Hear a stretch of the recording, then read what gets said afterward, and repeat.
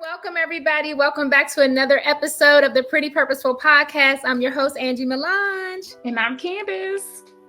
You guys, this is episode 2. We are so excited to be getting into this new season. So we hope that you guys enjoyed episode 1. If you haven't, definitely check it out. And to everybody who has recently subscribed, thank you so much. We appreciate the support. As you guys know, we are trying to grow our platform. So every like, share, comment, and just your engagement, we are so grateful for.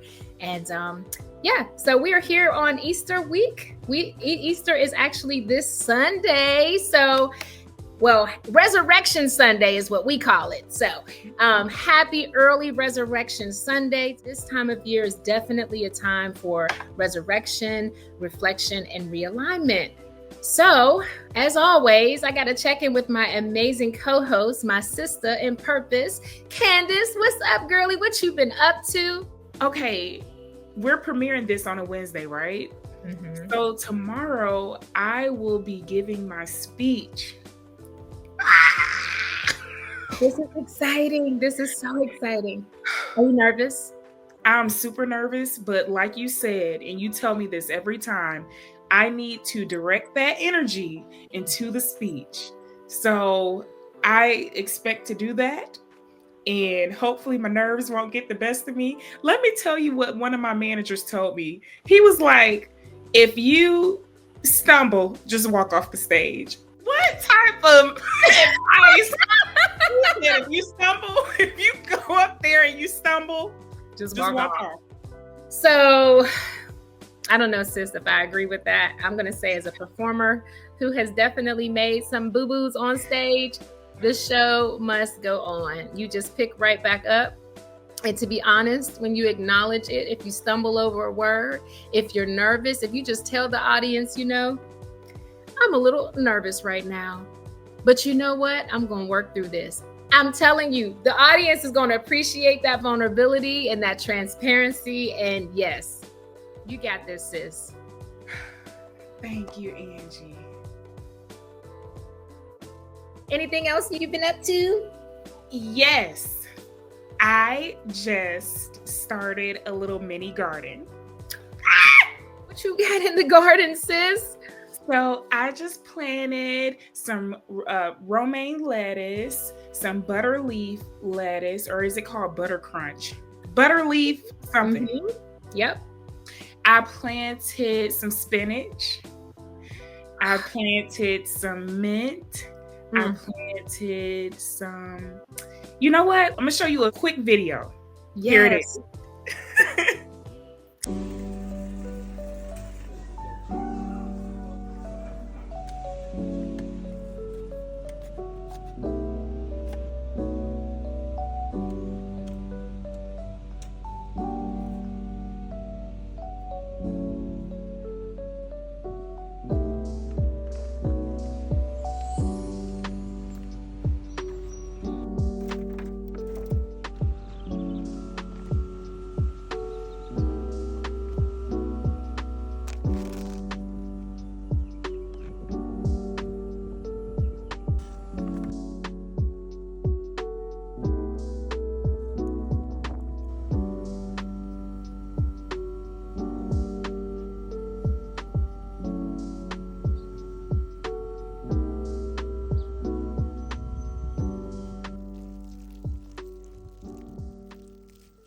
My little mini garden. It's going to take probably 2 months before I can actually eat from it.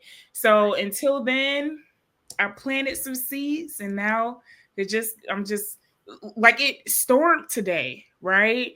So the rain, I'm grateful for it. I didn't have to go out there and water anything because of the rain. But other than that, now we just wait. That's amazing. Well, definitely keep us posted on the progress. I am. And you guys, like, Candace, she got a green thumb. And I'm like, I appreciate that about her. And I appreciate that you bring that knowledge and expertise to the podcast. So hopefully some of our purposeful family out there will be inspired to go ahead and pick up and start planting. Because, I mean, honestly, I live in an apartment. I don't have a garden, but I definitely have a planter box. And I do look forward to planting something. I don't know what yet, but If I have any issues or questions, I know my sister can direct me the best way to make a successful garden. So Yes. thank you for the updates, girly. You're welcome. Angee, what have you been up to? Well, sis, this time of year, I don't know if it's just because I'm from up north, but I usually am swapping out my wardrobe. So I'm in the process of going through my spring clothes, and as I'm putting my winter clothes away, I'm looking for things that I can donate. And the same thing with my spring clothes. As I'm going through my spring clothes, I'm looking for things to donate. And really, this time of year, especially the month of April, is all about like decluttering and just clearing out the old and, yes, making way for the new. This is also the time of year that I typically get back into my walking routine. So here's a little bit of my most recent walk around the neighborhood.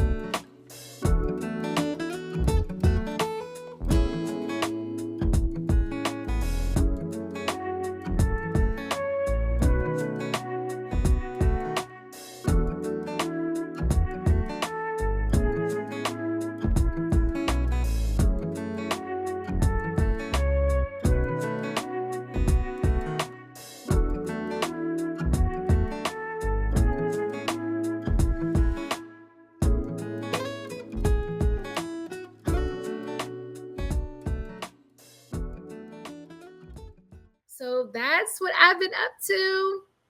I love it. I love it. I love it. And I haven't forgot about you saying, your squat challenge too. Oh, I haven't forgot about it. I didn't update you, sis, but I did do those squats. I haven't been doing them every day, but I did do them. And you know what I noticed? I was sore for like 3 days afterwards. And that was just from doing 30 squats. That's how it be. So, yeah, that definitely is a great way to transition into a workout routine, is just start slow, just start getting your muscles, activated again. So I think I'm about due for another set of squats. Do it. I have definitely been hitting the gym myself, especially when I'm traveling. I'm just using the hotel gyms. And yeah, I can't wait to show you my little video. I done did like a little chronological order. You'll see it. Ooh. I'm not ready to post it yet, but it's helping keeping me accountable. Like day 1, day 2, day 3, day 4, day 5. Let's go ahead and get into this episode. Of course, this week is all about Resurrection Sunday and, just reflecting on the meaning behind this holiday. And so we know that, that leads us to want to have a discussion around religion and, the church, especially within the Black community. So I know I was raised in a church. Candace was raised in a church. A lot of us were raised on pews and pulpits, but today we see that many people are starting to shift to navigating that, their faith through therapy and, crystals and ancestral wisdom, and sometimes a little bit of sage and scripture all in one breath. So we want to definitely have a conversation around how faith, identity, and culture can collide, and how do you reconcile that? Absolutely, Angee. There are many different faith spaces where you feel safe, and then there are many different spaces where you might feel restricted or felt. I mean, when you started to say the sage part, I'm like, oh Lord, I have had Christian friends tell me, left and right, don't you get into that. It's demonic. Don't you better not play with those crystals. Yeah. Not saying that I do or anything like that, but that is the point of why we're even shooting this episode. So, yeah, Angee, I'm excited about this topic. Me and you, we always have conversations about religion and our Christian faith in general. So I'm just excited that we are about to get into some good stuff. Absolutely. Yeah, so this episode, y'all, is called Unchurched and Unbothered: Why Many Are Leaving the Pew. Definitely something to think about. Actually, I've been coming across a lot of like people online that are starting to speak out about this, and their experience with religion and how it does influence different decisions, especially with this most recent, the election, and just how our people showed up or didn't show up. A lot of that was influenced by beliefs. So I came across this one influencer. I believe she has a background in like psychology, and so I'm gonna go ahead and play that video so we can hear her perspective. Religion. I'm going to talk about what we're not supposed to talk about. Black people in America, almost all Democrat, almost all Christian. My perspective is that this really puts Black people in boxes that disallows them from being pragmatic and solution oriented, because you're so tied to an identity that becomes dogmatic for you. And if anything sounds like it's anything other than, not even totally in opposition to, but just other than, you become defensive and afraid to hear it. Black people are so Christian and so democratic that if a Republican, if a Muslim is speaking the truth, you turn your ears off because they don't identify the same way as you. As if Christians or any political party, Democrat, have some monopoly on truth.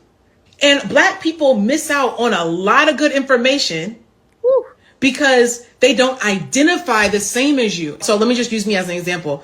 Black people who literally are like, you remind me too much of somebody who might end up on Fox News. And so something that could actually progress you to the goal that you need to get to, you can't hear it because you got an issue with Candace Owens. You can't hear it. Women, you can't hear it because I remind you too much of Kevin Samuels. So when you are so in that identity, you can't see truth that transcends. I got to ring the bell on that one, sis, because she made some great points. I mean, when she said the part about Candace Owens, I got to thinking, like, I don't know if it's because she's educated, because she's articulate. And, sometimes we've talked about this before, our community tend to view people who are educated as thinking as though we are better than. And many of us were really breaking generational curses. And that was our intention, was not to leave our community behind or, disconnect from our community. It's just that you have to separate yourself in order to evolve, right? We do. But this sister made some really great points. I mean, what are your thoughts about some of the things she said? Oh my gosh, Angee, she was spot on. And I can relate to what she's saying so much, to where I feel like society has it so twisted to where it's like, dang, if you identify with the truth, you're going to be viewed as, like, it's almost like you become the villain. When she started saying, oh, because you can relate to Candace Owens, or, oh, you talking like Kevin Samuels now. When, hey, his approach, okay, that's a whole nother topic, but there are some pieces of truth, in some of these influential people, right? And that's how we talk about being a leader a lot, right, Angee? Even you mention it, when it comes to being a leader, you got to have a mind of your own. So I just feel like society doesn't really want you to have a mind of your own. Yep. Yet we do need a world of leaders. I can relate to what she was saying, because I think the more people that can understand where she's coming from, the better off this world will be, because now we're just not blinded by identities. We can actually see people for who they are. And what they bring to the table. That's right. Yep. because that's a whole we could go deep in a rabbit hole on that topic, because just prejudging people, being prejudiced, can really block your blessings. We've talked about that. And sometimes it's not always the messenger, it's the message, but we miss the message because we're so busy focused on the messenger. So I just want to say, before we dive further into this episode, we're not really here to debate, beliefs. We're not here to convert anybody to our beliefs, but we really want to just unpack how faith and culture and identity can shape our political views, our personal choices, and really what's really important is our overall purpose. Since we are coming up on Resurrection Sunday, I thought it would be a good time to just reflect on what resurrection means to us. So, sis, what does resurrection mean to you? Resurrection means to me, it just sounds like new beginnings, new life, and just a reminder that I'm human, and that I'm not God, and that as much as I want to be in control, I'm not in control. That's what resurrection means to me. Gosh, and life and thankfulness and all of the good feelings that come with that. Have you had to bury something and then have to, rise from it? I feel like every day I'm having to choose to bury something. Every day, Angee, every day I'm having to choose to die. Wow. My fleshly desires. Now, what do I mean by that? Food, having to not satisfy some of the cravings that I really want, dying on a daily basis in that regard. Wow. Oh, I was really about to get vulnerable, but I'm like, I ain't ready to go there yet. But Good. but I'll you know what? What the heck? There could be somebody in my shoes, and why would I got to hide? Sexual desires. Yeah. Yeah. Standing firm on, just really trying to live a life that honors God and keeping my sexual desires under control. So definitely dying of my flesh, dying. Does that make sense? Absolutely. Killing my fleshly desires. That's a word. Got to ring the bell on that one. Girl. But that's a struggle. That's a struggle. That's an everyday struggle. What about you? What have you had to bury, and what, have you had to rise from?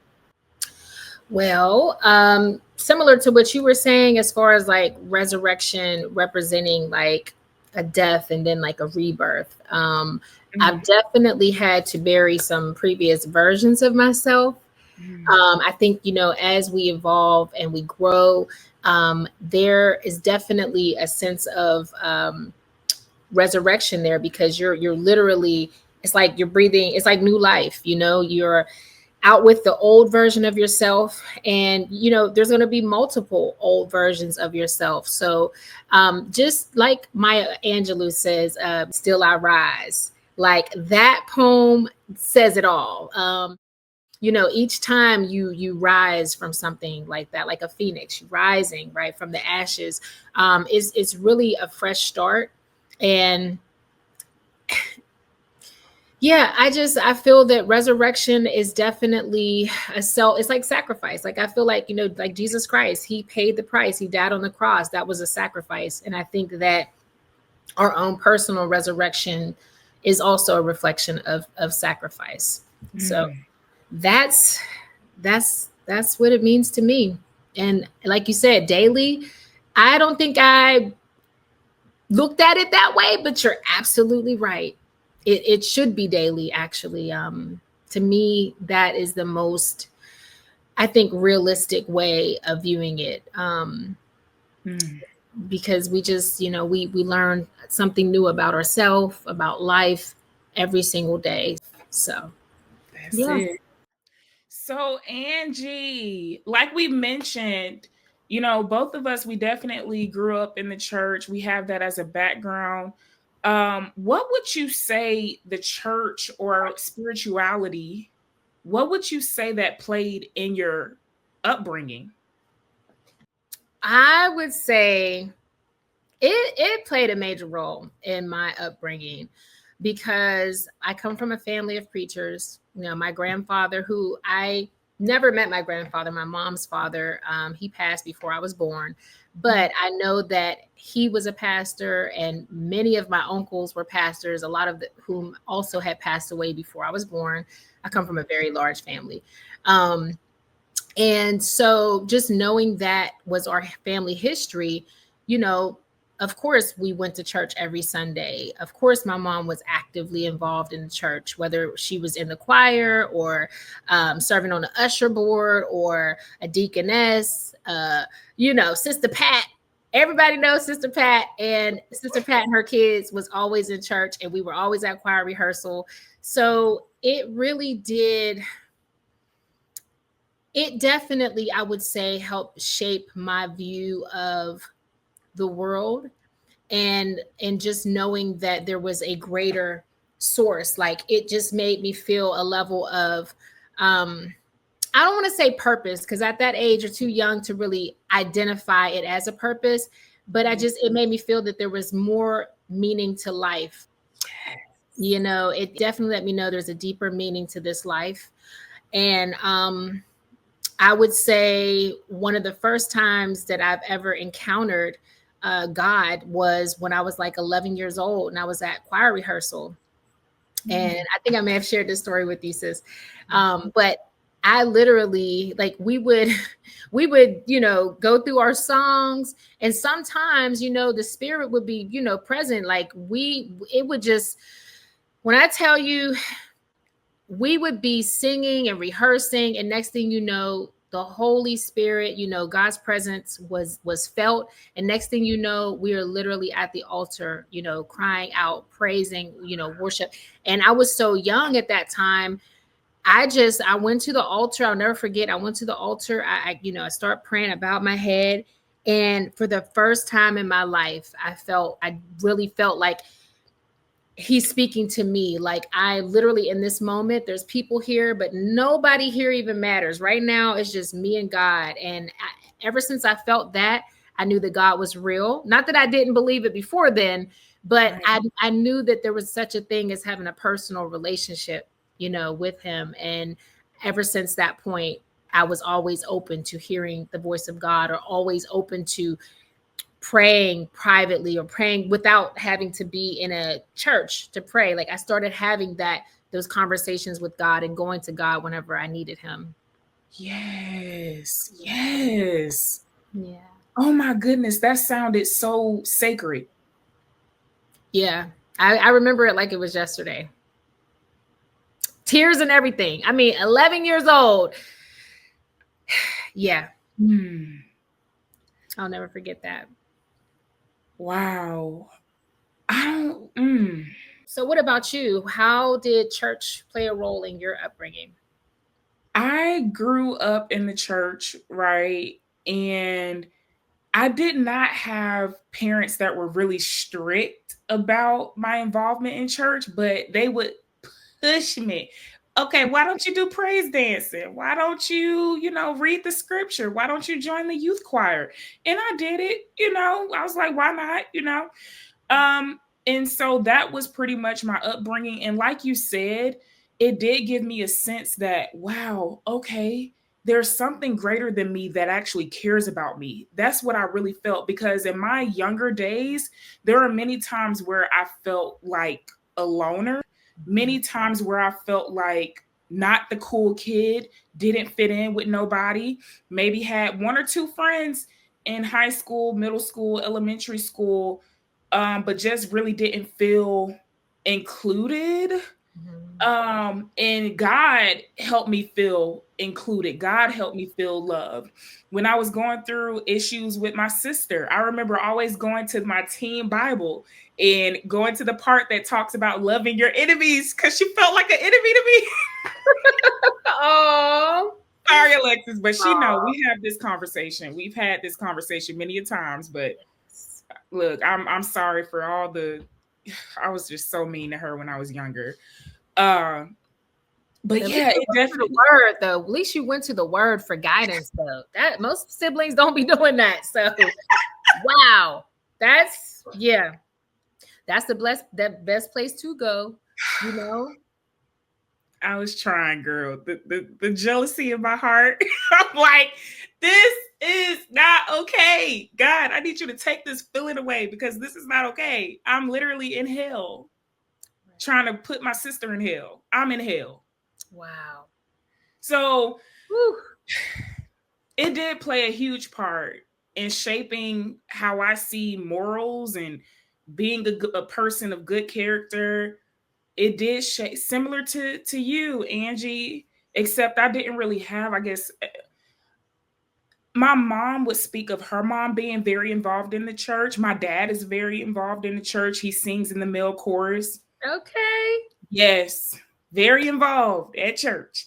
But yeah, that's pretty much me, and how it shaped me. Yeah. So, question for you, Angee: do you think the Black church is still the cultural cornerstone it once was? Why or why not? You know, I guess from my perspective, because I have relocated, I would have to say that my relationship with a church home and the church dynamic is, it's not current. So the perspective that I'm going to be giving is one that is dated. But I would say that, from what I have experienced, I don't feel like it's the same church that you and I probably grew up in, where it was very close knit and family oriented. And, after church, after service, we're going to the buffet to go eat, or we're going over sister so-and-so's house to eat, or we're going downstairs and fellowshipping afterwards. And then after that, we coming back upstairs for another service. And it's like, this is the extension of the family. And yes, it was a cornerstone, but these days, I don't feel that sense of connectedness whenever I have visited churches. It just feels like a business. I mean, you walk in, I'm being honest. It just feels like you are a patron in a business, an establishment. Sometimes in recent, encounters or experiences I've had at different churches, I literally have felt like it was a disruption between my connection with God. When I entered that space, it was like it was just interesting. And I'm just speaking here in Atlanta. I've visited. I'm not going to put no churches out there. I'm not going to put nobody out there.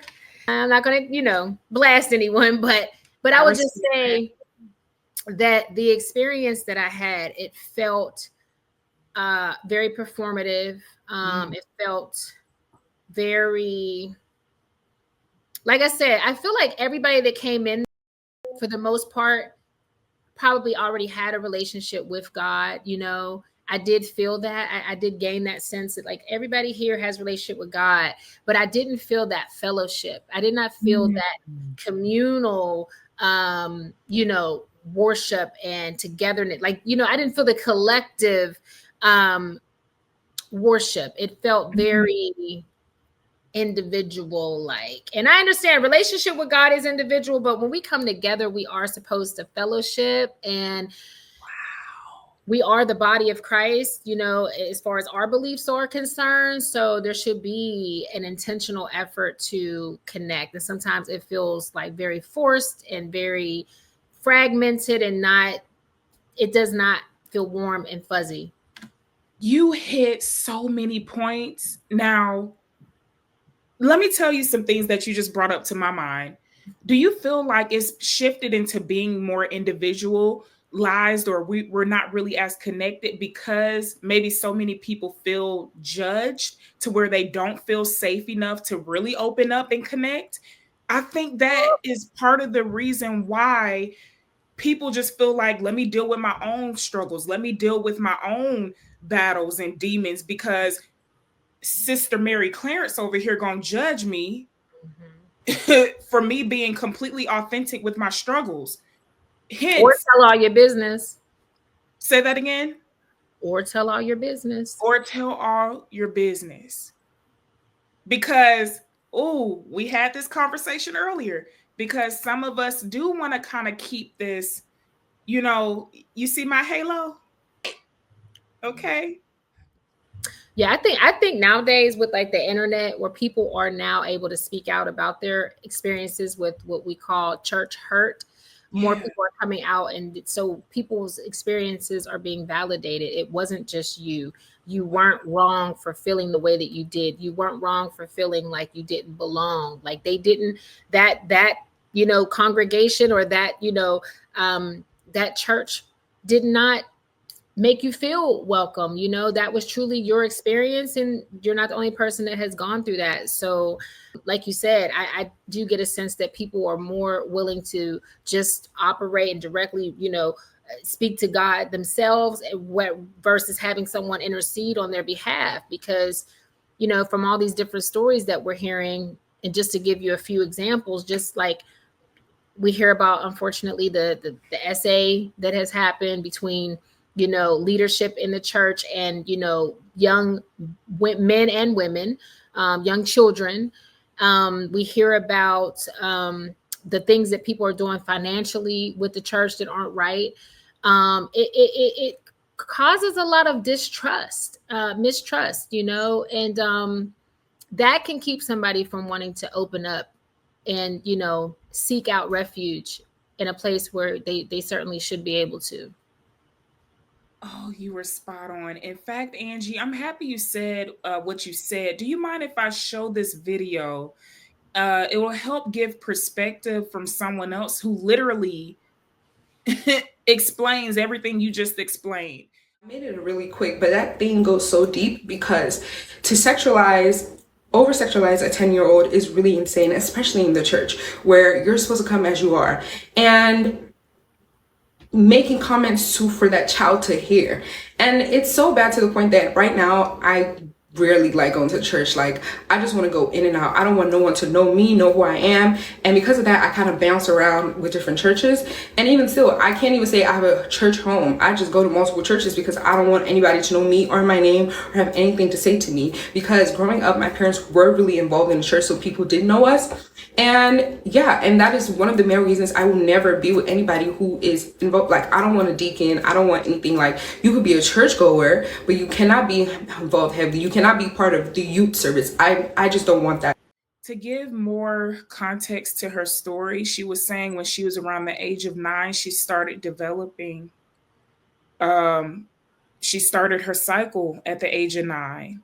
Wow. So breasts were developing. She was, looking like a woman, or growing into being a woman at a young age. And they were talking about her at the church and talking about the clothes she was wearing. But how can you really, you can't help that you're developing at 9 years old. All your clothes are going to show. Are they really? They don't make clothes at that age she probably was wearing like young juniors and women's clothing. Yeah. Mm-hmm. Yes. Wow. 9 years old. You are probably in the 4th grade or 5th? About 4th. Yeah. Yep.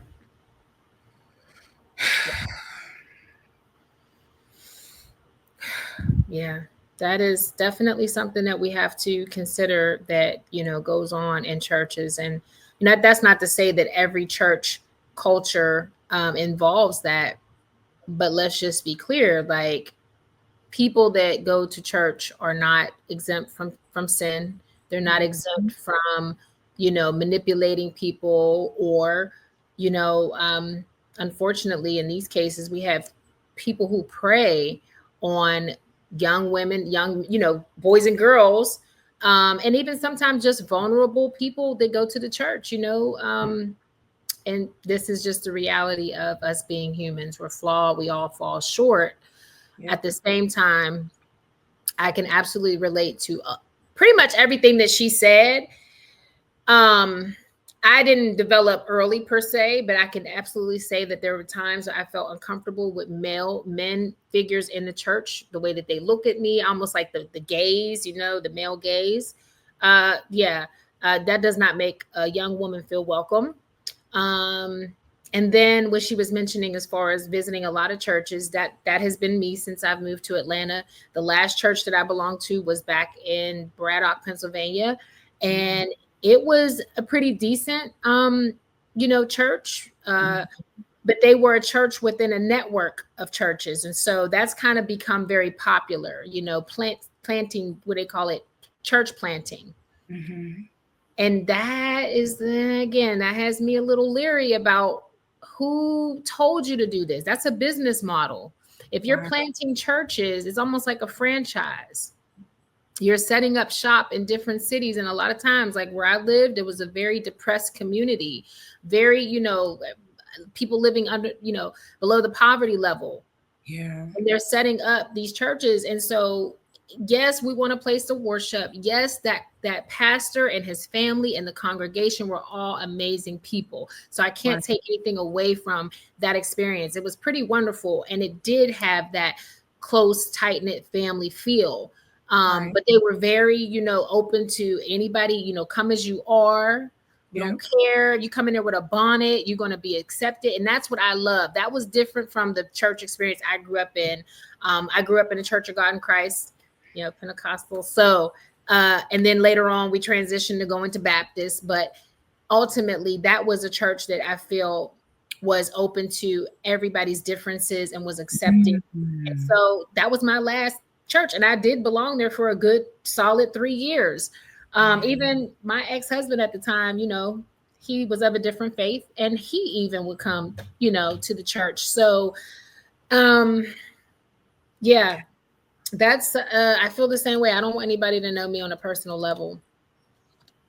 You don't get to, just because you have a title, I don't feel that you just, from what I've experienced, you just don't get to know my business. Like, I need to still establish some trust. Right. And I feel sometimes that within our community, or not community, I feel that sometimes within our church, people just feel that they automatically have a right to your business because they are a prayer warrior, or they are, the deacon or deaconess. And people do still have their choice who they choose to share. So my thing is, if they were asking for people to come up and get prayer these days, right? I'm not going to shy away from getting prayer. But what I may do, instead of going into details, I may just share generally, instead of saying I need prayer for this specific area, I just need prayer just to get me through, everything that's going on in my life right now. Now, if they go crying, it's like, look, God already knows. I don't need you to know. You interceding, but as far as the details, I think if you just are coming from a place of uplifting and interceding, that all of the details aren't really relevant, because God knows and sees all. Yes, that's it. And that also speaks volumes of how much you value safe spaces too. But is church safe though? And I don't want to say church in general. Is every church equal when it comes to being safe? I mean, sis, I'm seeing a lot of churches. Again, I was speaking about the church planting, but I was just scrolling on Instagram the other day, and up comes an advertisement like, hey, join us for Easter Sunday, a new church. Now, y'all could have launched this church any other weekend, any other Sunday, but you picked the one Sunday that people who don't typically go to church gonna show up. Yep. So was that a strategic move? Again, when you mix in strategy and business models, that is where I think the waters get muddied in terms of how people are viewing church these days. Angee, when you mix in business models with church, So this is what I hear a lot of people say too, that no longer are in the church, is it's gotten too political. It's gotten too political. And that's sad. Because I feel like love is never really political. Like love is love. Right. You know? That's right. So I actually have something that I do want to share in regards to the political stance of church, and someone that shared their story and what kind of guided her away from attending church as much as she used to. Okay. May I share it really quickly? Absolutely. Thank you. Part of the reason why I raised my children in the church was because I wanted them to be raised around some people who had some morals and some values, and they're just not out here shucking and jiving in this world. Now, we've been going to our church home for over 16 years now. And during those 16 years, I've learned to not sit on the floor in the front. Why? I told you I always love a good why. That's where the celebrities and the football players and the basketball players and the kings and queens who come from other countries come and sit. I get it. Want to come to the church and they want to bother the people, so I understand that. Allow these people to praise and worship in peace. It still make you feel some type of way, but you still get it, you know. So we learned to sit up in the balcony. However, the last time we was up at the church and we sitting up in the balcony, we go to sit down and here come the usher. She asked us in this condescending tone, "Are we government?" She then escorts us to sit higher on top of the balcony. I can't even tell you what the bishop preached about that day. My spirit has been disturbed by y'all seating arrangement one too many times. So I have been conflicted and convicted since last night. My son coming to ask me, let's go to church tomorrow. I was conflicted and convicted because I did not want to go. Me and the church house got an unresolved issue, and I don't think that it is right for me to go into this establishment vulnerable enough to be triggered and human enough to pop off. Now, I was able to ease my conviction and confliction by being honest with myself. And that meant me being honest with my son. I told him I ain't going. I explained to him that I don't feel that it is fair that I must compromise my mental and emotional state by being in an environment that makes me feel less than. And that's how you establish boundaries, even with the church. Not with the Lord, but the church. Because I'm going to be honest with you, I feel like I have paid enough tithes and offerings to sit a little closer to the Lord. Just being honest. They get political. That was very political. She asked, are you with the government? Are you with the government? Wow, this is reserved seating for the government officials. Not the people that come here and support this. No. Wow. Yeah. Yeah, and I love how she positioned that as boundaries. She's absolutely correct. Those are definitely boundaries. And I'm glad that she stood on business. And if she decides not to go back to that church, then maybe when they start asking, where's sister so-and-so, they'll start to think, why are we losing our long-term members? Why are our long-term members not coming back? Yeah. That part. Yeah, this is a real issue. This is a real issue that many people in our community are facing. And so that's why this title of this episode, Unchurched and Unbothered, because like she said that basically, like, she's not setting boundaries with God. She's setting boundaries with a human being who made a human choice based on human whatever. They have anything to do, the government seating don't got nothing to do with God, the relationship. No. So it's just that type of discernment. You have to, know when it's time to move from a church, family or church home. And I feel that more people are starting to exercise that choice. Whereas back in the day, now I'm going to say it, I was young, but I remember hearing pastors say things that will make people feel guilty, like, oh, you cheated on us because you go visit someone else's church. Ooh. I've heard that many a times. And it's like, What's wrong with that? Pastor going and preaching at other people's churches, but it's that guilt. I feel sometimes the guilt, again, it's one of those things that increases the mistrust. It's like, what are we truly here to do? Yes. Oh my gosh, that is a very valid statement, because now I feel like I'm playing with people's ego.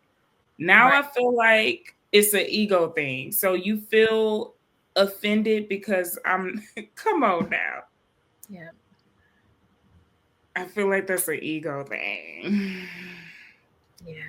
So, sister, so many different things that, impact people's decision to attend church or not to attend church. And because there's so many, judgments that can be made, and, parishioners, people that go to the church, they're still human. They still are flawed. They're going to fall short.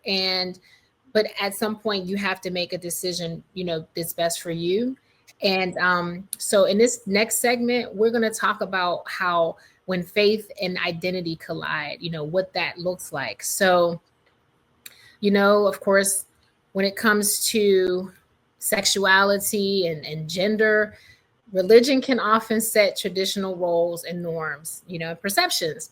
So this can sometimes clash with the modern views of like the LGBTQ community, rights and gender equality. And that can, cause debates within communities about what should be accepted and, what a person has a right to. And I feel that within the church, there definitely can be a lot of judgment there, and that can push people out of the church, or it can keep people from coming to the church. There's also race. So historically, religion has been both a source of, comfort, solace, and peace. Also a tool for mobilization whenever, things like the civil rights movement, most of that was, organized within churches, especially right here in Atlanta, Georgia. Dr. Martin Luther King did a lot. They did a lot of organizing in the basement of the original Ebenezer Baptist Church. And so that being at the center of the civil rights movement, a lot of times it's how we respond. So what we're currently going through right now, I can really see how this topic is very relevant, because there are going to be a lot of church leaders and churches that are wanting to congregate and bring the community in. But there's that mistrust, that can prevent people from wanting to engage, right? So, and lastly, of course, we talked about politics. So with this most recent election, I ain't gonna lie, I done heard of some people in our community that because of their religion, evangelical stance, that they wanted to vote for Donald J. Trump because his concepts of a plan aligned with biblical context, even though his behavior and the things that come out of his mouth, and not just things come out of his mouth, but yes, his behavior and his history of how he treats people and humans and Black people, that was not enough to stop some of our people and just people in general who identify as Christians from voting for this man. So religious beliefs can definitely influence political views, and particularly on issues when it comes to like abortion and marriage equality and social justice. These perceptions that are formed a lot of times from a, I'm going to do the air quotes, because Christian beliefs definitely can drive voting behaviors and the way that people show up for, political and societal issues. I just said a whole mouthful. And I think that everything that I just mentioned could literally be an episode in and of itself, right? So we won't delve too deeply, but just off the topics that I just mentioned, as far as like sexual preferences and gender identity and, political views, like what have you noticed, or how do you feel that religion has, affected people's political views, especially like with this most recent election? You hit it on the head. I've heard that same scenario where people, decided to vote for Trump because it went it went against their beliefs in, okay, abortion. But you know what I thought of? And we talked about this right before we started this episode, is having, the fruits of the spirit. And I'm just like, okay, this Trump display having fruits of the spirit. Angee, shall we read the scripture? Please do. Let's check off and see if he aligns. Because I'm sorry. Okay, so the fruit of the spirit, as described in Galatians 5:22-23, encompasses 9 qualities or attributes. Okay, so that's love, joy, peace, kindness, goodness, faithfulness, gentleness, and self-control. So it gets a little sticky, it gets a little gray when we're choosing to vote for this person in because it aligns with my beliefs, but is this leader really showing the fruit of the spirit to show that he's a godly man? I mean, this is where the leader and people have to come out. Yep, I agree. And I'm so glad that you mentioned the fruits of the spirit, because I feel that when you're operating through them, you have more acceptance of others. You're less judgmental. So when it comes to things like abortion and people's sexual preferences, right? That ain't none of your business. They got to deal with God. They themselves have got to deal with God themselves. And while we're on the scripture, because I really didn't want to make this, I didn't want to turn this into a sermon, if you will. But I do feel that it is relevant, and it's important to speak on what the scripture actually says, because I think that and again, I'm not judging, but let's just be honest. There are some Christians who misconstrue the word or they don't apply the word in certain situations. And I feel that they're so principled, like core, you either believe or you don't. You either operate in or you don't. And we're all going to fall short. So as long as we are always aware that we can't expect people to be flawless or sinless, or, that to me is more realistic in being able to accept, because if you can accept and forgive others, you can accept and forgive yourself if you mess up, and so it says, I wanted to speak on judgment of others, and Luke 6:30. I'm sorry. I can't even speak. In the book of Luke, chapter 6:37, verse 37, judging people, it says, "Judge not, and you will not be judged. Condemn not, and you will not be condemned. And forgive, and you will be forgiven."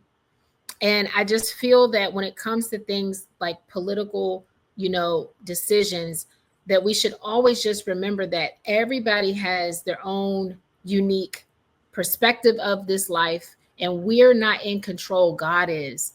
We don't have the ability to control other people's views or decisions or lifestyles. But if we can accept, that is love. Love is acceptance. God didn't have to accept us. God doesn't have to, when we repent, right? When we talk about Jesus Christ's resurrection this Sunday, we're celebrating in remembrance of the sacrifice that he paid. He laid his life down on the line for our sins. At the same time, it didn't mean that, we weren't going to sin again. It means that he already paid the price. But yes, repentance is about acknowledgement of the sin and acknowledgement of the falling short of God's expectation, right? So I feel that we should be able to give the same grace to other people. I think the more accepting you are of other people, it doesn't mean that you co-sign. It doesn't mean that you agree. It doesn't mean that you yourself have to engage in the same things. It's just that from a loving, operating out of the fruits of the spirit, you are accepting so that you can love, so that you can forgive. Because if you completely, I'm not one of those people who, I don't judge people on their choices or lifestyles, because it ain't my business. So, but I'm not going to let that affect the way that I see them as a human being and give grace. I'm not going to let that impact me giving them grace. Now, people who are, like, for instance, racists, and they're just projecting all this hate and stuff, right?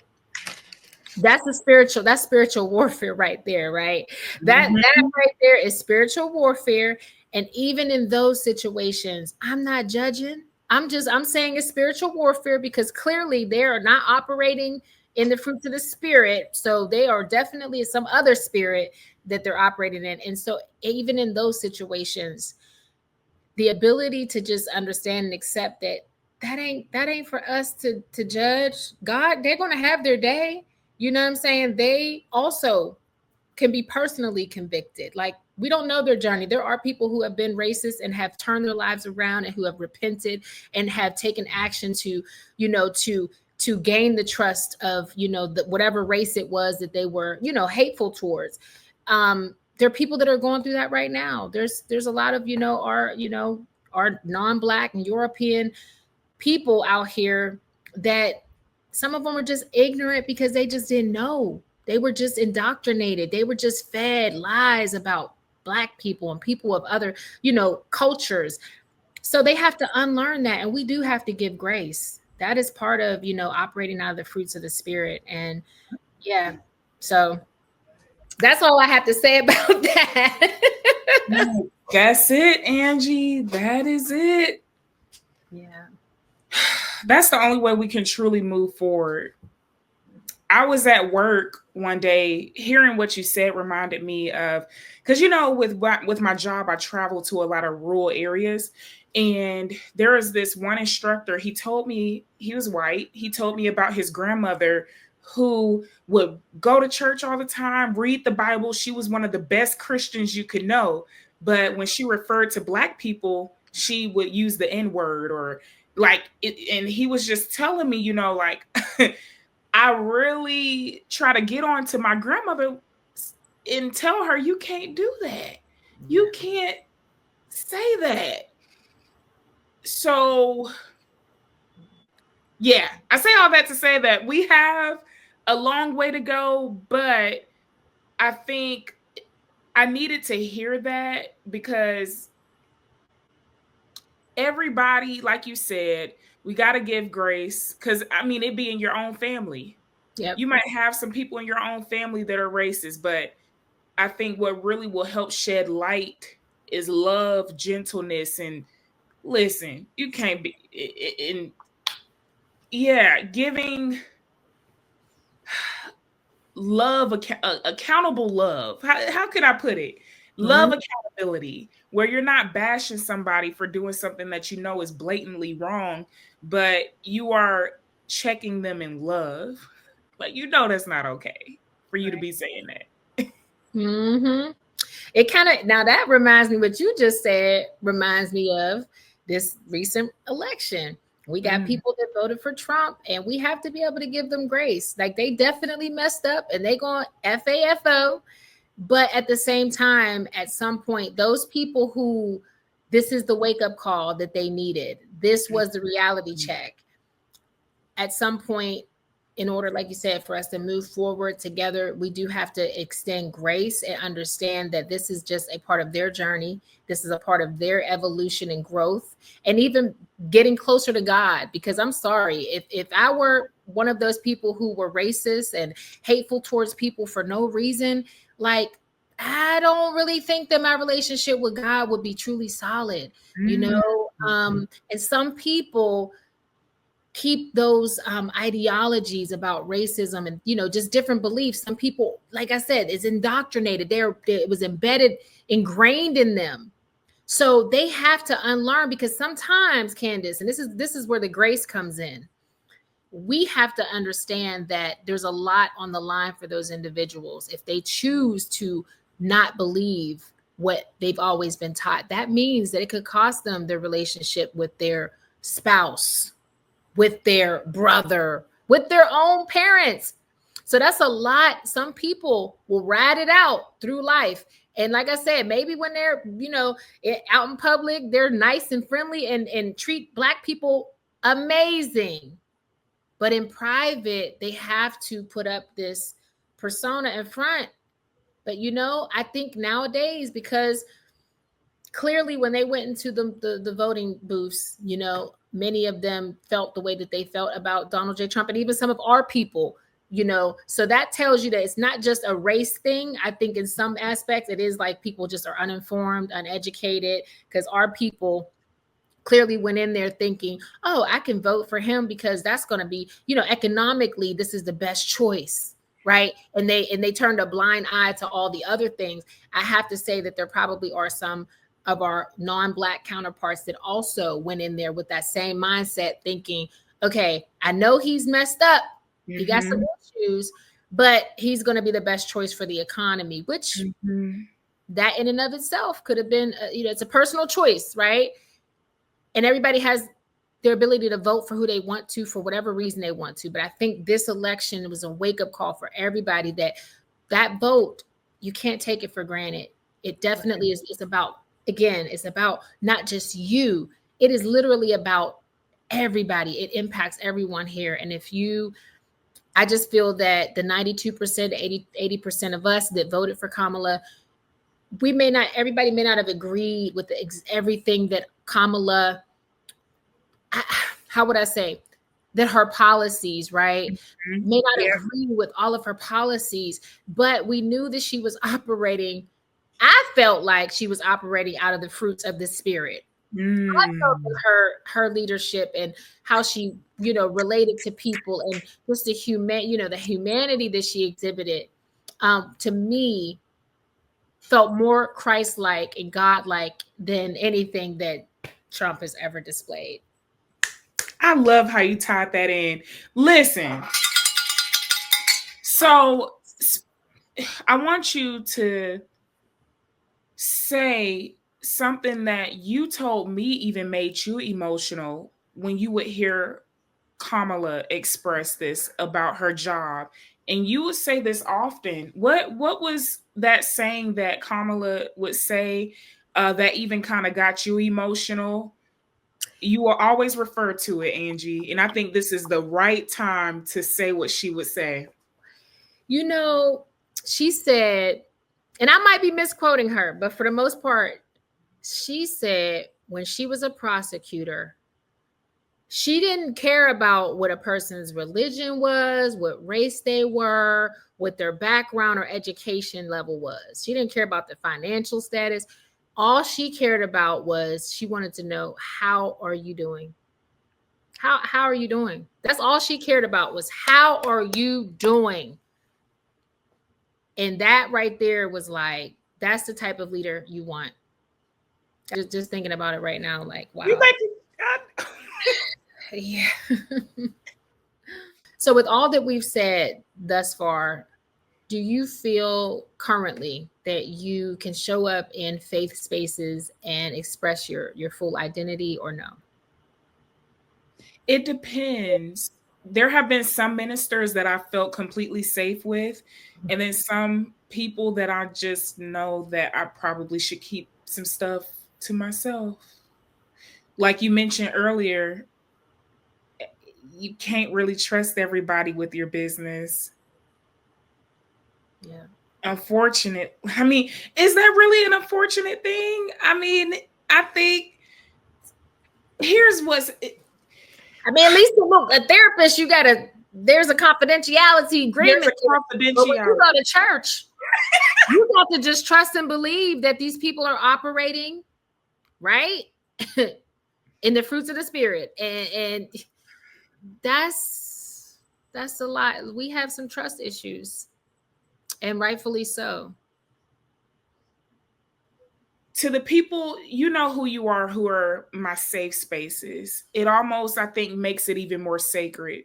So if you know that you're in my circle and I trust you enough to share all my business, I think you should value that very, very deeply, because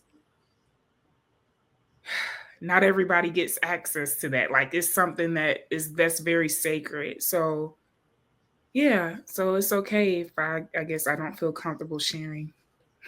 Yeah. Yeah. Like I said, I think it's valid. I think it's the truth. And there is, like the one sister was talking about her boundaries as far as what she would tolerate in her church as far as the seating situation. That was enough for her to realize, like, I don't know if I can continue going to this church, because that is really crossing boundaries there, you know. And I think the same can be said about what you share, you know, at church, like for prayer, or, you know, it's just, I just feel that people should be allowed to have that choice. I feel that some, you know, faith spaces don't give people the opportunity to have that autonomy or have the right to ask questions. I feel that, you know, people are shunned if they ask questions, and it's like, what kind of space is this if we can't learn and grow and evolve? Like, asking questions is how you learn. And that's a real thing, because I've heard aunties say you don't question God. You don't, and it's not that you're questioning God, you just want more information. Like, no, I'm questioning you. I ain't questioning God, because I know better than that. Like, he has the plan. So I'm not questioning his plan. But if I'm asking a human being, Yep. I'm looking for your human experience and perspective to be shared with me on a human level, like one-on-one. Right. I'm not asking you to speak on behalf of God. I'm not Yep. asking you that. I'm coming to you as another sister or brother, you know, sister in Christ, and asking you a question. And if you are not welcoming of that, then how is that going to build trust and make me feel safe and want to be a part of this, you know, church family? That speaks volumes. And I want to ask you this, Angee. Do you know someone who's been alienated or affirmed by their church experience? Alienated. Ooh, I would say yes. Personally, I don't want to put anybody's business out there, but I will say throughout my life, I have seen people come into the church seeking refuge, seeking a place of solace, a place to be rehabilitated, if you will, to be repaired, right? Spiritually repaired, and only to get there and, you know, be judged, to be made to feel excluded. Like, even people that are struggling with their sexual identity, just not being welcome, not having a place to just deal with whatever it is that they're dealing with. Yeah. See, as far as being affirmed by their church experience, I would have to say yes, that as well. Throughout my life, I do feel that, you know, I've seen people who have come from, you know, the streets and go into the church, and then their purpose, you know, them discover their purpose just by coming into the church and having that love and that being uplifted and just, you know, being poured into. I definitely have seen people come into their purpose and just be able to prosper, you know, from that point.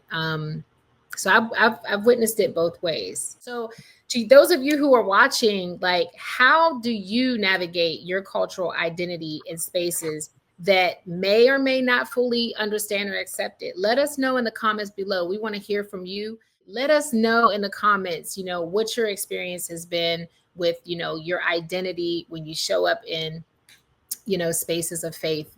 Have you been accepted? Have you been rejected? Let us know.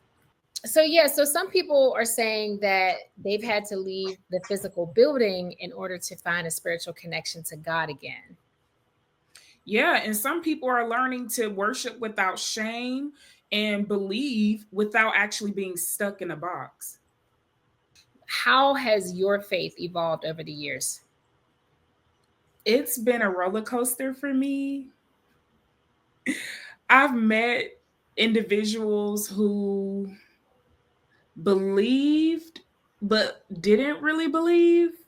So that definitely has influenced my thoughts on certain things. But at the end of it all, even though I'm like, oh gosh, I really wish you didn't share that with me, sir. Even though I really genuinely felt that way, like I really wish you kind of kept that to yourself. But I guess God wanted me to hear it because you shared it with me. But no, because I feel like I'm going against what we're even talking about. Like, I think I'm a really open-minded person. Sometimes so open-minded to where it's like I scare myself. So that's what I mean by that. Yeah. Like, oh, I don't think I need to know everything. I can't. But yes, my faith has evolved, but I do feel like at the end of the day, I've learned to not be so dogmatic. I've learned to be okay with the fact that I just can't be that person to say my faith is the only truth and I'm completely correct and I discredit Muslims and Buddhists and anyone else that's not a Christian. And if you don't believe in the Christian faith, you're going to hell. I can't. I can't be that person. Now, if you call me lukewarm or I guess what do they say about people that double fence? I don't think I'm double Straddling sided. the fence. Yes. Some people might refer me as straddling the fence. I don't think so. That's my realistic view of it. I've never heard my parents talk like that to me or my sister. Right. None of my family members have been that way where they're like, you're going to hell if you don't believe this. Right. So I think that's why I believe the way I believe, or I feel the way that I feel. My mom has always told me, I've never physically seen Jesus, but I believe in doing what's right and I follow his principles. I follow his word, the 10 commandments. There's a reason why it is in the Bible. That's right. So if you do the right thing, you make the right decisions, life might actually turn out pretty good, Mm-hmm. So I'm gonna be quiet. What about you? Look. Well, I am the same. Like, I feel that, I just feel that it personally, I would have to say that I've become, like you said, okay with not fitting into the box of what it means to be a Christian, because I feel that we're constantly moving, we're constantly evolving, personally. And, as you gain experiences and knowledge and wisdom, that's going to shape, how you choose to approach your faith. I think that as young people growing up, in religious spaces, I don't know about you, but I know me personally as a young person, there was a sense of obligation to just kind of follow whatever everybody said. But you get to a point, and, when that relationship with God becomes personal, you may tend to, block out or drown out some of those outside, perspectives. I feel, because like I said, if a person's life does not, reflect what they're saying, then I'm going to be like, I don't know. And that's where that discernment kicks in. The gift of discernment, it definitely serves a purpose. And I definitely tap into it and, ask God, always consulting with God to guide me ultimately to make the right choice, to align myself with the right people. Is this church, my church home? I'm going to ask God. I'm not going to ask the usher who's coming around with the, trying to get me to sign up. Like, is this the church for me? She's going to say yes. And we're so glad to have you here. Mm-hmm. Now let's get your information. How much do you make annually? So we know how much tithing you should be. That's what I'm just saying. I've had that happen to me before. I have signed a new membership thing and put it in the offering plate. And by the end of the service, the ushers were coming to me, pulling me back into a private office and asking me to fill out an application to be a member. And it actually, one of the questions, yes, girl, one of the questions asked what my salary was. And I'm like, why do they need to know that? And I did not give them that information. And I definitely did not join that church. I got up and gracefully bowed out of, I said, you know what? I don't think I want to join. Oh, why not? I'm not comfortable with giving this information. Oh, you don't have to get. nope, I think I'm okay. At this point, what are we doing? Sounds like I don't know. It's giving business. And speaking of that, so yeah. So considering that experience that I had, sis, do you think that, spiritual practices have becoming more personal than organized? So, that situation just happened with Marvin Sapp. Mm-hmm. That touched a lot of people personally. Yeah. That touched me personally because Trigger. It was triggering.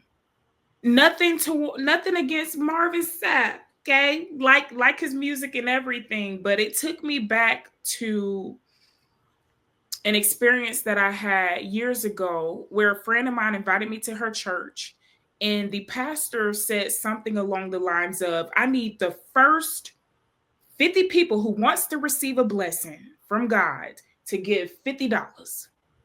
Or it was some type of monetary contribution. And I think it was like, Lord, forgive me if I'm misquoting it, but it was like the larger the contribution, the bigger the blessing.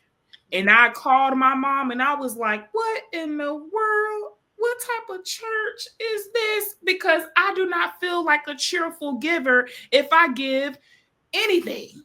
I feel like it was manipulated. I felt like I was pressured to give.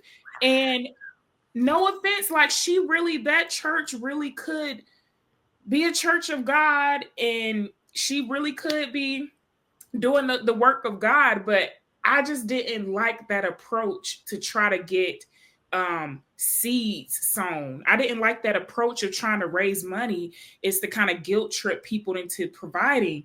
And that's kind of what happened with Marvin Sapp. We will share a video in a couple of seconds or right now showing what happened with Marvin Sapp. There's 1,000 of you. I said close them doors. Ushers, close the doors. Close the doors. Close the doors. We all gonna leave together.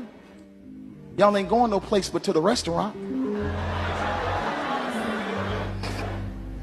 There's 1,000 of you tonight, and those that are watching, it's 1,000 that's watching online. This is a small seed. If I get 1,000 online to give this, if I get 1,000 in the sanctuary to give this, that's $40,000 tonight. I'm challenging each of you all down here to give a $20 seed. I actually think $20 is a lot of money. $20, believe it or not, when my late wife Melinda P. Sapp was alive, was a good date. I could take her to the movies, buy a box of popcorn, get 1 soda, 2 straws. I wasn't cheap, that's swag. I was looking in her eyes, she's looking in mine. Can't do that no more. Now everyone up here, we've all sold and seeded, but I need everyone standing up here with us, with me, to plant a seed of $100. Because again, it costs to sit up here. That definitely was uncomfortable to watch. And like you said, it's very triggering. I've definitely experienced similar guilt. But I always just remember what the scriptures say, about a cheerful giver. And I believe it's 2 Corinthians 9, verse 7. And it says, each one must give as he has decided in his heart, not reluctantly or under compulsion, for God loves a cheerful giver. It got to be intentional. It has to be on purpose, with purpose for a greater purpose, not because you feel guilt tripped into it. And like you said, nothing against, Marvin Sapp.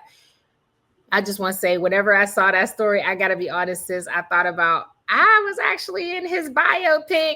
I was actually in the movie. So, of course, I try to put him on a pedestal, but the fact that I was, a part of that project, when I heard that, I was definitely disappointed. Like, man, I was just in a movie, bruh. Like, what you doing? This is not good press. And not only is it's not that it's good press. It's not a good practice.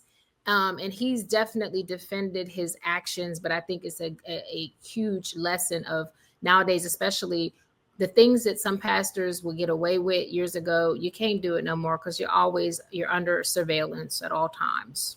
There is no more of that. There is no more of that. And there never should have been.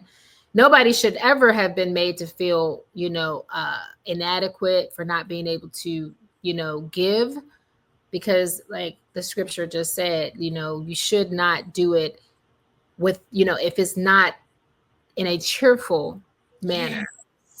Yes. Yeah.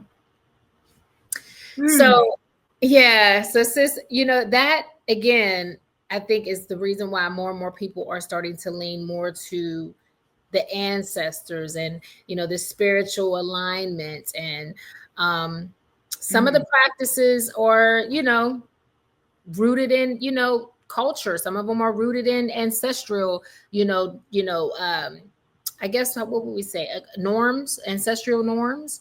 Some people are going back and discovering, what our ancestors did. And with that being said, I do want to say that no matter what your belief is, no matter what your religious beliefs are, I think that there are some things that we do that can keep us grounded while we're figuring out, how we practice. And, there's always, the in between, right? Yes. What are some of those things that are culturally rooted practices that have kept us grounded throughout the years, do you think? You said what? Of course, church.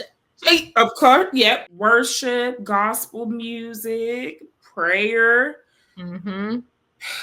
meditating. Yep. What about things like family gatherings, like getting together, family reunions, grandma's house, cookouts, those type of things, can keep people grounded. Yes. Dancing, art, music.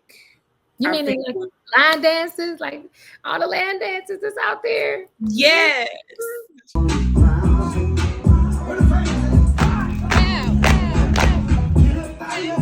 That's right.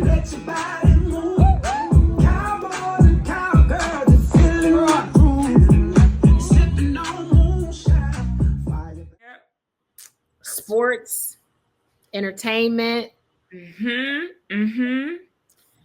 Fashion, hairstyles is a form of self-expression, right?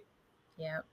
And that sometimes that some people, like, that is the way that they express themselves, like through fashion and the hair, like that could be a spiritual thing. I don't know about you, but when I do my makeup, like that is my, like, I'm in my closet. I kind of feel like it's like my meditation, my moment with God, my safe space.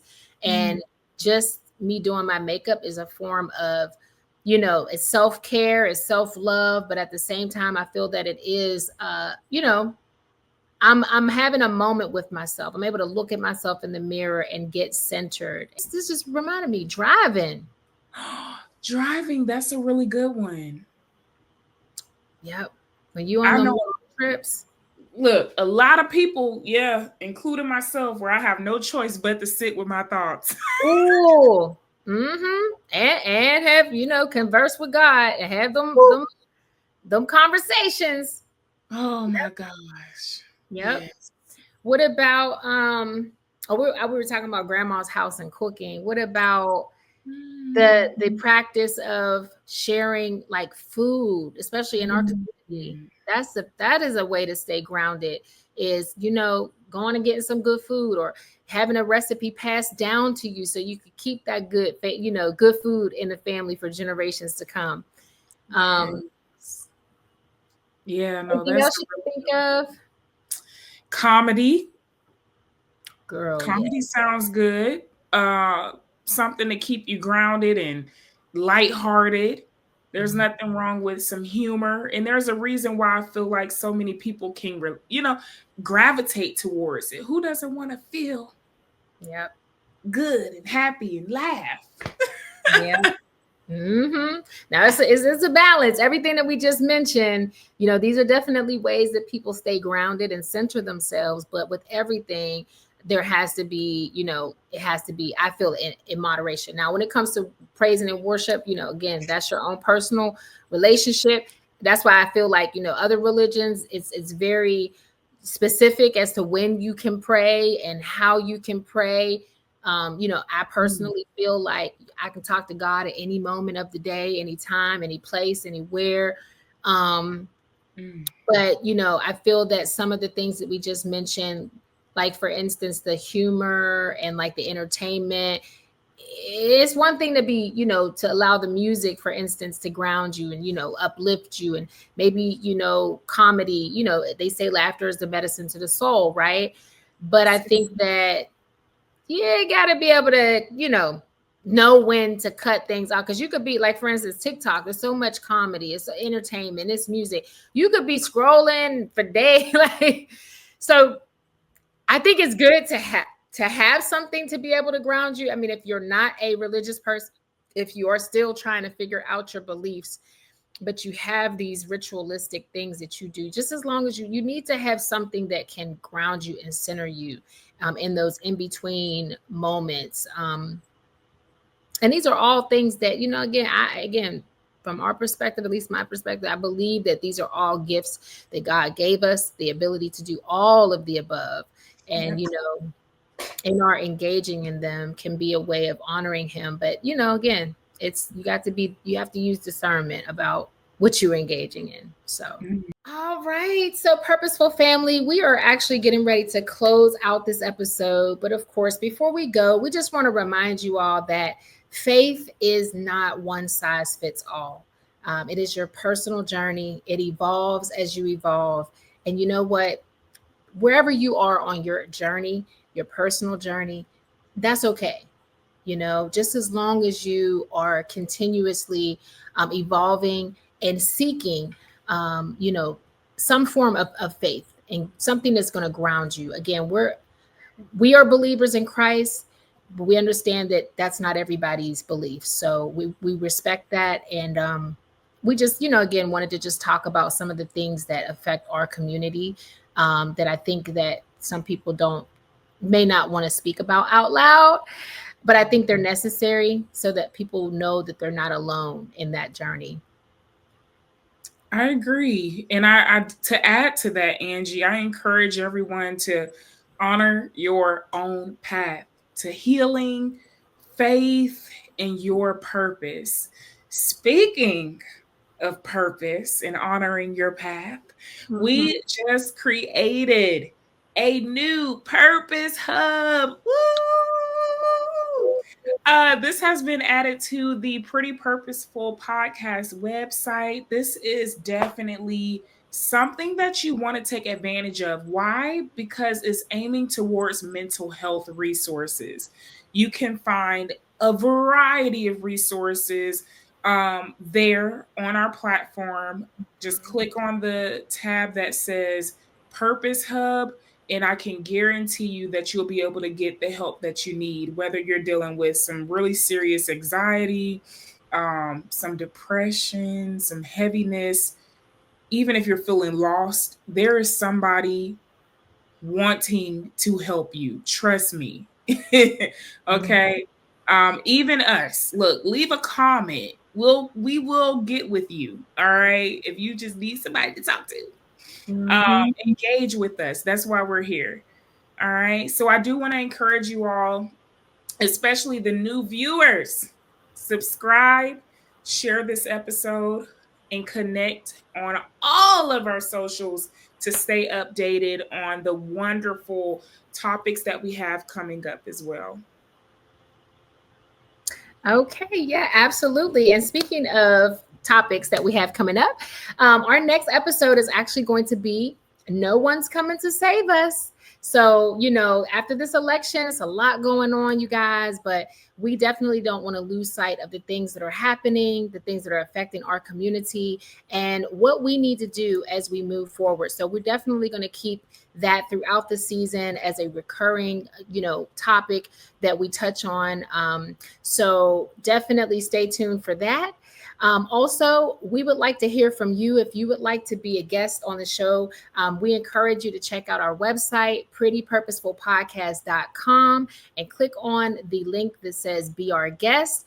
And there you'll see a list, a variety of different topics that we are going to be touching on this season. So if any of them resonate with you or someone that you know, definitely share or definitely fill out that registration form. We would love to have you come on and hear your story. We hope that you enjoyed this episode. And, we understand that people from various backgrounds, beliefs, and perspectives are going to see this episode. And we just want to remind everybody that, this was not about providing all the answers. We definitely don't want to position ourselves as the know-it-alls when it comes to your personal beliefs, right? But we just want to encourage you all to make space for questions and make space for people who are seeking to know more about themselves and about their faith. That was the whole purpose of this episode. So we want to thank you all for joining. Make sure you hit that like button, hit subscribe if you haven't subscribed, and join us back here next Wednesday at 7:00 p.m. But as always, before we get out of here, it's okay to be pretty, But even better to be pretty purposeful. Bye.